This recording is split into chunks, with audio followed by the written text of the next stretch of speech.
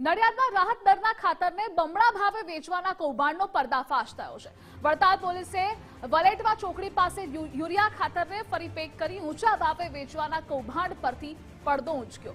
વલેટવા ચોકડી પાસે આવેલા ગોડાઉનમાં સબસિડીયુક્ત યુરિયા ખાતરને ફરી પેક કરી ઊંચા ભાવે વેચવામાં આવતું હતું। આ કૌભાંડ આચરવામાં આવ્યું। આ મામલે પોલીસે સલુડમાં ખાતરની મંડળી ચલાવનાર 3 લોકો વિરુદ્ધ ગુનો નોંધી કાયદેસરની કાર્યવાહી હાથ ધરી છે, જેમાં આણંદના સલમાન સલીમ મંસૂરી, સલુડના વિપુલ ચૌહાણ અને હર્ષિલ પટેલનો સમાવેશ થાય છે। ખાતરના નમૂનાની ચકાસણી માટે મોકલાતા યુરિયા ખાતર સબસિડીયુક્ત હોવાનું પણ સામે આવ્યું।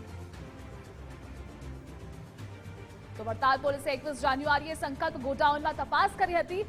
બિલ અને આધાર પુરાવા વગર યુરિયા ખાતરની થેલીઓનું રીપેકિંગ કરાતું હતું। સારા યુરિયા ખાતરની એક ગુણ 305 રૂપિયા ચૂકવવામાં આવતી હતી, જ્યારે લાલ કણવાળું હોય તો તેના એક ગુણના 290 લેખે ચૂકવવામાં આવતા હતા અને તપાસ દરમિયાન યુરિયા ખાતરની 250 થેલીઓ પણ મળી આવી હતી। યુરિયા ખાતરનો પાવડર ભરેલી 21 કોથળીઓ મળી આવી હતી। ખાલી પ્લાસ્ટિક અને ખાતરની 1135 કોથળીઓ મળી આવી હતી। જોકે પોલીસે ખાતર સહિતનો જથ્થો પણ કબજે કર્યો છે અને આરોપીઓની અટકાયત કરી ખેતીવાડી અધિકારીએ નમૂના ચકાસણી માટે પણ મોકલ્યા છે। અને આજ મુદ્દે આપણી સાથે કિશન રાઠોડ જોડાઈ ગયા છે। કિશન, કેવી રીતે આખું કૌભાંડ થતું હતું? ધ્રુવ વિશે વાત કરીએ તો વલેટવામાં ચોકડી પાસેથી આજે રાહત દરના ખાતરને રીપેકિંગ કરી બમણા ભાવે વેચવાનું કૌભાંડ વડતાલ પોલીસે ઝડપી પાડ્યું હતું। ખાસ કરીને વાત કરીએ તો વડતાલ પોલીસને જે બાતમી મળી હતી 21મી જાન્યુઆરીના રોજ વલેટવા સંકલ્પ ગોડાઉનમાંથી પોલીસ તપાસ સાથે પહોંચી હતી ને ત્યાં તપાસ હાથ ધરી હતી। પોલીસને માહિતી હતી કે અહીંયા ગોડાઉનમાંથી બિલ કે આધાર પુરાવા વગરની યુરિયા ખાતરની થેલીઓનું રીપેકિંગ કરવામાં આવતું હતું।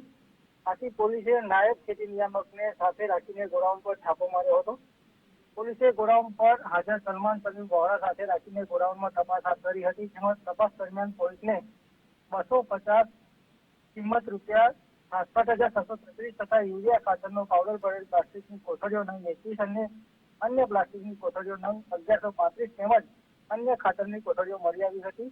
પોલીસે ખાતરનો જથ્થો કબજે કરી તેની અટકાયત કરી ખેતીવાડી અધિકારીએ ખાતરના નમૂનાના સેમ્પલ લઈ લેબોરેટરીમાં મોકલ્યા હતા। ત્યારે આજે આજાબાદમાં કેસ મંસૂરીને પૂછપરછ કરતા ખાતરનો જથ્થો નડિયાદના સલુડ ગામમાં યુરિયા ખાતર મંડળી ચલાવતો વિપુલ ચૌહાણ ત્યાંથી લાવતો હતો। સમગ્ર ઘટનામાં સારામાંના યુરિયા ખાતરની એક ગુણના કિંમત રૂપિયા 350 અને જે લાલ કણવાળું ખાતર આવતું હતું તેના 290 રૂપિયા લેખે ચૂકવવામાં આવતા હતા। આ ગોડાઉનમાં તમામ પ્રકારનું ખાતર ભેગું કરી હર્ષિલ પટેલ નામના ઇસમ મોબાઈલ પર સંપર્ક કરી ચીખલી ખાતે આવેલ વેસ્ટર્ન કંપનીમાં મોકલવામાં આવતું હતું। આ તમામ બાબતે જે ખેતી નિયામક વિસ્તરણ અધિકારીએ ખાતરના નમૂના ચકાસણી અર્થે લેબોરેટરીમાં મોકલ્યા હતા, તેનો આજે રિપોર્ટ આવતા પોલીસે તમામ 3 ઇસમો વિરુદ્ધ ગુનો નોંધી વધુ તપાસ હાથ ધરી હતી। જી કિશન, આપનો આભાર। તો ન્યૂઝરૂમથી આપણી સાથે એસોસિએટ એડિટર દીક્ષિત ઠકરાર પણ જોડાઈ ગયા છે। દીક્ષિત, નડિયાદમાં રાહત દરના ખાતરને બમણા ભાવે વેચવામાં આવતું હતું, આખું કૌભાંડ ચાલતું હતું, જેનો પર્દાફાશ થયો છે।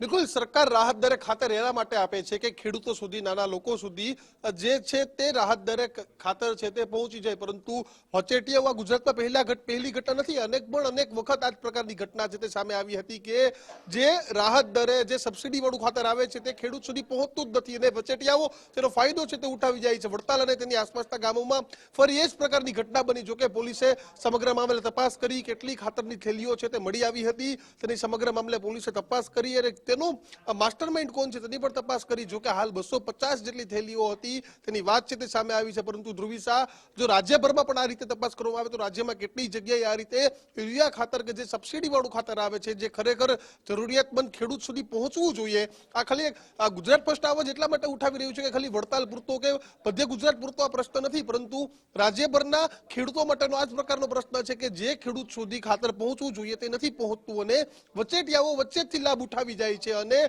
તેને ડબલ ભાવે બહાર વેચી દેવામાં આવે છે। વડતાલ અને તેના આસપાસના ગામોમાં પણ આ જ પ્રકારની ઘટના બની કે ત્યાં આ જ પ્રકારની હતી કે જે યુરિયા ખાતર આવતું હતું તે ખેડૂત સુધી પહોંચતું જ નહોતું અને બારોબારથી રીપેકિંગ થઈ ગયું હતું।